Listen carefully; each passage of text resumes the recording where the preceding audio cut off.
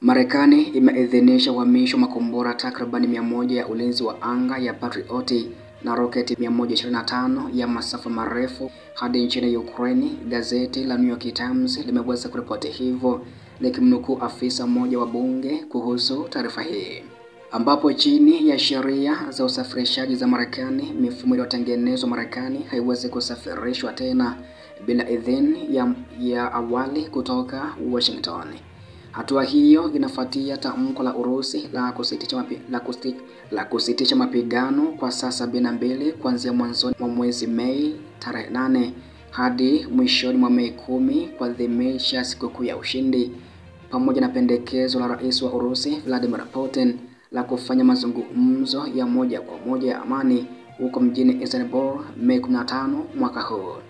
Volodymyr Zelensky, pia rais wa Ukraine, ametetea kwa muda mrefu makombora masafa marefu na mifumo ya Patriot kwenda nchini humo, ambako hivi karibuni alisema kuwa Kyiv iko tayari kutumia takriban dola 30 hadi 50 kwa silaha za Marekani au kupata leseni za uzalishaji, na ameagiza serikali yake kutekeleza mpango wa Patriot. Kila kitengo pia kinagharimu zaidi ya dola bilioni 1 na kinahitaji takribani wafanyakazi 90 ili kiweze kufanya kazi.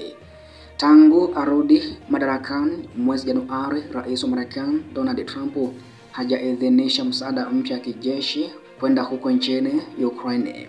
Usafirishaji ulioidhinishwa hapo awali chini ya rais wa zamani Bwana Joe Biden umekaribia kumalizika, na kwa mujibu wa gazeti la New York Times ulisema kuwa utawala wa Trump umeonyesha nia ndogo ya kutafuta usaidizi zaidi.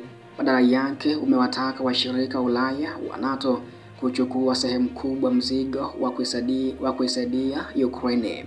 Siku Alhamisi wiki hii, bunge la Ukraine liliweza kuidhinisha makubaliano ya kihistoria na Marekani ambayo yanaipa Washington ufikiaji wa upendeleo kwa maliasili muhimu, ikiwa ni pamoja na vipengele adimu vya ardhi, ambako hapo awali mkataba huo ulitiwa saini mwezi wa 4 na unaonyesha kuundwa kwa mfuko wa uwekezaji wa pamoja ili kusaidia kufufua uchumi wa Ukraine, ingawa haijumuishi uhakikisho rasmi wa usalama.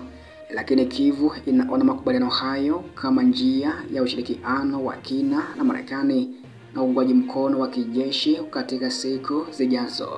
Hii inatupa matumaini, Igor Chenevi, ambaye naibu mwenyekiti wa kamati ya ulinzi ya bunge la Ukraine, alisema hayo, pia akiongeza kuwa vikosi vya Ukraine vinapungua kwa makombora ya masafa marefu, mizinga na mifumo ya ulinzi wa anga ya ballistic ambayo nyingi huzalishwa Washington. Mwezi wa 4, waziri wa ulinzi wa Ujerumani Bwana Boris Pistorius alisema kuwa Berlin haiwezi kutuma mifumo zaidi ya Patriot mara moja kutokana na masuala ya usambazaji. Hata hivyo, alithibitisha mipango ya kuwasilisha mifumo 4 ya Iris-T SLM iliyotengenezwa huko Ujerumani na makombora 30 ya ziada.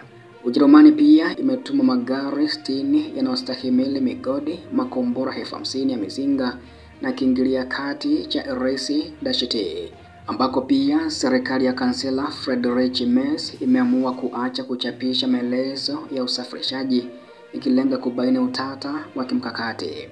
Urusi inasema bado iko wazi kwa mazungumzo, lakini inakazia kuwa kusitisha usafirishaji wa silaha za Magharibi ni sharti la usitishaji vita wa kudumu. Kyiv pia nayo imetoa wito mara kwa mara na wa kusitishwa kwa siku 30 katika miezi ya hivi karibuni, na kueleza kuwa ni muhimu katika kuanzisha juhudi za kidiplomasia. Moscow imerudi nyuma dhidi ya pendekezo hilo, ikisema kuwa kusitisha kunaweza kufaidika kwa kiasi kikubwa kwa Ukraine kwa kuwapa vikosi vyake muda wa kujipanga zaidi na kujaza akiba zao za kijeshi nchini humo.